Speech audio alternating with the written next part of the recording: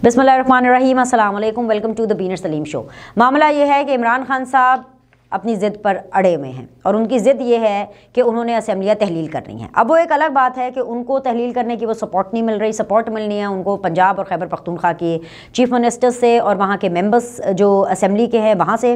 और दूसरी बात ये सपोर्ट वहाँ से भी मिलनी है कि इनको कोई आगे रास्ता नज़र नहीं आ रहा है, क्योंकि कहीं ना कहीं इमरान खान साहब को भी ये पता है कि अगर असेंबलियाँ तहलील कर दी तो इलेक्शंस अगर दोबारा इन्हीं असेंबलीज़ पर होते हैं तो उसके नतीजे में अगर दोबारा ये हुकूमत बना भी लेते हैं तो फिर भी विफाक उनको इतनी आसानी से, या विफाक तो उनको मिलने नहीं वाला, आसानी तो छोड़ें उनको मिलने ही नहीं वाला। लेकिन मसला यह है कि जो चौधरीज़ हैं यानी चौधरी परवेज़ इलाही साहब, उनको रिजर्वेशंस हैं। चौधरी परवेज़ इलाही साहब के तहफ़्फ़ुज़ात के बावजूद इमरान खान साहब इस बात पर बज़िद हैं कि उनको असेंबलीज़ तहलील करनी है, लेकिन असेंबली तहलील कैसे करनी है यही तो असल में मामला बना हुआ है। अब 17 दिसंबर की डेट है जिसके ऊपर उन्होंने तारीख़ अनाउंस करनी है और हमें ज़रा इन्हें तारीख़ बताई है 23 दिसंबर को। बस जैसे ही ये बात पता चली, ज़रा आहिस्ता आहिस्ता पब्लिक होना शुरू हुई, तो उसके बाद हुकूमत ने भी अपना एक लाहे अमल तैयार किया। अब इस खबर को लेकर के कि जी असेंबली तहलील करने के लिए 17 तारीख को एक अनाउंसमेंट आनी है और गालिबन वो अनाउंसमेंट 23 दिसंबर की हो सकती है कि 23 दिसंबर को असेंबली तहलील हो सकती है।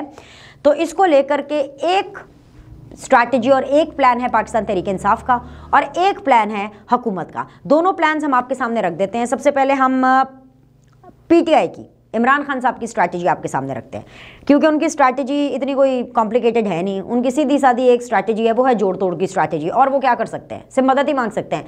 जैसे कि उन्होंने प्रेस कॉन्फ्रेंस के अंदर कहा, पहले तो उन्होंने कहा कि जी मैं मदद नहीं मांग रहा किसी से, मैं इस्टेब्लिशमेंट से या मैं फ़ौज से कोई मदद नहीं मांग रहा, ये तासुर गलत दिया जा रहा है, मैं तो सिर्फ ये चाहता हूँ कि फ़ौज न्यूट्रल हो। अरे भाई, आप ही तो कहते थे कि न्यूट्रल तो जानवर होता है। और फिर उसी प्रेस कॉन्फ्रेंस के अंदर कुछ चंद मिनटों के बाद वो इस बात को भूल गए कि उन्होंने पहले ये बोला है कि जी वो फ़ौज से मदद नहीं चाहते, वो तो सिर्फ ये चाहते हैं कि फ़ौज न्यूट्रल हो।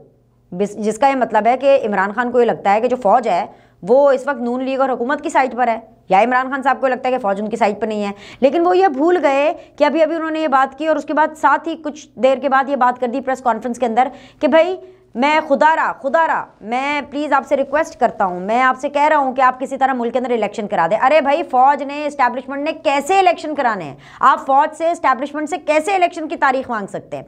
खैर, ये तो इमरान खान साहब का वो रेगुलर फड्डा है कि उनको खुद नहीं पता कि जमहूरियत क्या है, इलेक्शन क्या है, इलेक्शन किसने करवाने हैं, कैसे होने हैं और किससे उनको इलेक्शन मांगने हैं। क्योंकि भाई अगर वो बैसाखियों के बगैर आए होते, आरटीएस के बैठे बगैर अगर आए होते, बगैर अगर वो बाजवा साहब की, या बगैर अगर वो फैज़ हमीद साहब की, या बगैर अगर वो इस्टेब्लिशमेंट की सपोर्ट के आए होते, तो उनको पता चलता ना कि भाई इलेक्शन मांगने कैसे हैं। वो जब से सियासत कर रहे हैं तब से वो देख रहे हैं कि जी फ़ौज का पावा है। ठीक है, पाकिस्तान में सियासत का पावा कौन? वो है जी पाकिस्तान की फ़ौज। ये इमरान खान साहब का जो है फंडा रहा है। ठीक है, सो अब इमरान खान साहब इससे आगे सोच ही नहीं पा रहे ना। सोचने की कोशिश करते हैं कि जमहूरी बने, बातें जमहूरी करें, नहीं होती, नेचुरल है, नहीं होती, नेचुरली नहीं आती बातें। अब जैसे कि इमरान खान का प्लान क्या है वो आप सुनेंगे, आपकी हंसी निकल जाएगी, ट्रस्ट मी।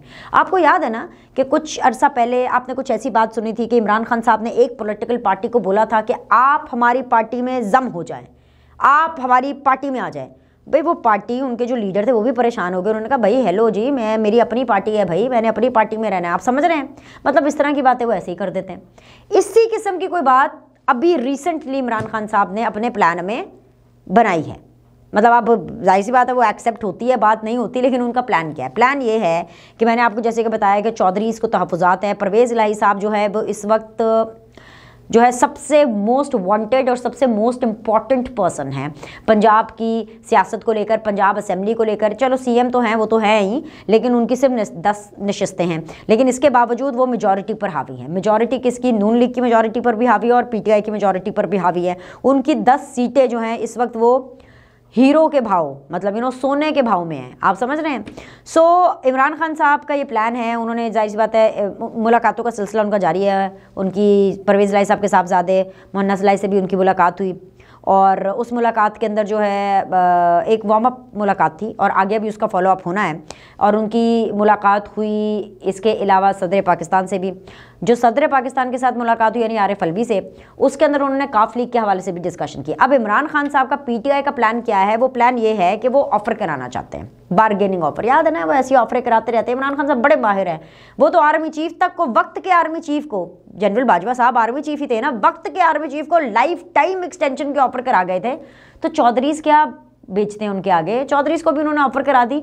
मतलब उनका ये प्लान है कि चौधरीज को हम ये ऑफर कराते हैं कि जो काफ लीग हैं उनके साथ हम उनको मनाते हैं किसी तरह कि जी वो असेंबलियाँ तोड़ दें, और जिसके ऊपर काफ लीग तो बज़ाहिर अपेरेंटली क्या कहते हैं, बादियुन नज़र में, बादियुन नज़र में तो परवेज़ इलाही साहब को कोई प्रॉब्लम नहीं। वो कहते हैं जी हमने कह दिया, बस कह दिया सो कह दिया, एक दफ़ा इमरान खान ने हमें ऑर्डर करना है, हमने असेंबली को तहलील कर देना है। लेकिन विच्चो कहानी कुछ और है। कहानी बच्चों ये है कि कौन छोड़ना चाहता है कुर्सी? कोई नहीं छोड़ना चाहता। परवेज़ इलाही साहब तो बिल्कुल नहीं छोड़ना चाहते। उनके नए सीएम हाउस का क्या होगा? नए फर्नीचर, नई गाड़ियाँ, हर चीज़ नई जो हुई है उसका क्या होगा? जो ये जो लंबे लंबे खाबे हैं उसका क्या होगा? बस सारी सी बात है। परवेज़ इलाही साहब एक पुराने ज़माने के एक ऑर्थोडॉक्स किस्म के सियासतदान हैं, तो उनको अपना लश पश लाइफस्टाइल और वो सारी चीज़ें बड़ी अच्छी लगती हैं, तो वो उनसे हाथ धोना पड़ेगा। क्यों भाई, मतलब क्यों वो अपनी सीएमशिप की जो भेंट चढ़ाएं सिर्फ इस चीज़ के ऊपर, क्योंकि इमरान खान साहब जिद पे अड़े हैं। लेकिन फेस पर तो वो यही कहते हैं कि जी खान साहब जो तुसी कहोगे असी दे दांगे तानू असेंबलियाँ तहलील करके, ठीक है। अच्छा, अब इमरान खान साहब की जो प्लानिंग है वो ये है कि जी वो काफ लीग को ये कह रहे हैं कि आप असेंबलियाँ तोड़ें और हम आपके बंदों को एडजस्ट करेंगे। आपके बंदों से मतलब ये है कि हम काफ लीग को एडजस्ट करेंगे। कैसे काफ लीग को एडजस्ट करेंगे? कि काफ लीग को हम काफ लीग के 10 लोगों को 10 लोग तो हैं ही काफ लीग के, लेकिन उसके अलावा हम 28 लोगों को और 28 लोगों को हम टिकट्स देंगे जो इलेक्शन होगा पंजाब में असेंबलियाँ तोड़ने के नतीजे में। लेकिन उसकी एक शर्त है, और वो शर्त ये है कि वो जो टिकट्स हैं वो बल्ले की दी जाएंगी, यानी कि बल्ले के निशान के ऊपर। तो इसके ऊपर तो काफ लीग को थोड़ी सी रिजर्वेशंस हुए। काफ लीग ने बोला अरे भाई इसका तो ये मतलब है कि हमारे जो बंदे हैं वो पीटीआई में शमूलियत। भाई जाहिर बात है जो पीटीआई की टिकट से इलेक्शन लड़ेगा वो तो पीटीआई का कैंडिडेट होगा ना, उसके ऊपर तो पीटीआई की बल्ले की मोहर लगेगी, उसके ऊपर बल्ले का निशान होगा, उसके ऊपर काफ लीग का निशान थोड़ी ना होगा। तो ये इमरान खान साहब का अपना प्लान है, खुद साख्ता सा, जो कि मुझे नहीं लगता कि किसी भी सूरत पे एक्सेप्ट होने वाला है। लेकिन ये प्लान था तो मैंने कहा जी मैं आपके सामने ये रख देती हूँ प्लान। अच्छा, दूसरी तरफ हुकूमत का भी प्लान है। सबसे पहले तो ये कि जैसे ही अनाउंसमेंट आई कि 17 को अनाउंस करना है जलसे के अंदर, सैटरडे है, वीकेंड है, अच्छा शो लग जाएगा और उसके बाद अनाउंसमेंट होगी। और अगर 23 दिसंबर की डेट आती है, जो कि ज़राए के हवाले से हमें पता चल रहा है कि इमरान खान साहब 23 दिसंबर को जो है असेंबलियाँ तहलील करना चाहते हैं ताकि फिर उसके बाद 90 डेज़ के अंदर इलेक्शंस हो जाएं। तो 20 दिसंबर को क्या होगा, हुकूमत ने पार्लियामेंट का जॉइंट सेशन बुला लिया, नंबर 1। नंबर 2 ये कि असेंबली का जो इलेक्शन है वो कराया जाएगा। हुकूमत इसके ऊपर बिल्कुल क्लियर है। ऑफ कोर्स वो इत्तेहादियों से भी बैठेंगे, लेकिन कहीं ना कहीं इत्तेहादियों के साथ एक ये अंडरस्टैंडिंग है, क्योंकि हम देखते हैं कि बिलावल जो पीपल्स पार्टी है वो भी ये कहती है कि आए जी, come, will see you at the polls, आप आ जाए, हमें आप असेंबलियाँ तोड़े तो सही, बल्कि वो तो चैलेंज करते हैं कि आप असेंबलियाँ तोड़े, हम आपके साथ इलेक्शंस के अंदर आपका आमना सामना करेंगे। Peoples Party is also okay with the elections और PMLN भी ओके है। तो कहीं ना कहीं ये एक अंडरस्टैंडिंग है कि अगर असेंबलियाँ ये तोड़ते हैं तो भाई इलेक्शन कराया जाएगा।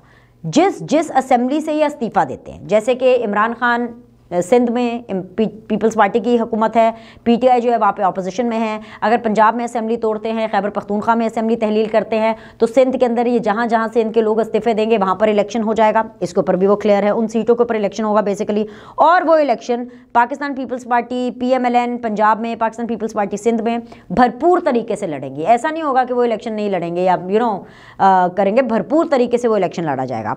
तीसरी चीज़ ये है, जो सबसे इंपॉर्टेंट चीज़ ये है, क्योंकि इलेक्शन परफॉर्मेंस की बेस पर होना है। पाकिस्तान मुस्लिम लीग नून और पीपल्स पार्टी की जो मुत्तहिदा हुकूमत है उसकी परफॉर्मेंस के हवाले से हालत खस्ता है। उसमें कहीं ना कहीं जो जिम्मेदारी है वो इमरान खान साहब उनकी टेन्योर के अंदर किए गए फैसले, और बल्कि मैं ये कहूँ कि उनकी टेन्योर में जो कुछ नहीं किया गया उसके ऊपर ज़्यादा से का असर आता है, और उसका जाहिर सी बात है जो बर्न आउट है वो अभी इसी हुकूमत पर भी आ रहा है। लेकिन इसके बावजूद जो भी वो रीज़न दे, इसके बावजूद डेफिनेटली महंगाई बहुत है, प्रॉब्लम्स बहुत ज़्यादा हैं, आवाम को ये सारी चीज़ें समझाना बहुत मुश्किल है। तो लिहाजा इनकी जो ख़राब परफॉर्मेंस है या जो गवर्नेंस है इस हुकूमत की, उसको काउंटर कैसे करना है, क्योंकि इलेक्शन तो जाहिर सी बात है इसी चीज़ पर लड़ा जाएगा। तो उसका काउंटर का ये प्लान है कि हुकूमत ने इमरान खान के PTI के असेंबलियाँ तोड़कर इलेक्शंस के हवाले से जो गुब्बारा है उसमें से हवा निकालने का पूरा प्लान बना लिया। और हवा निकालेंगे और कोई नहीं, नवाज शरीफ खुद।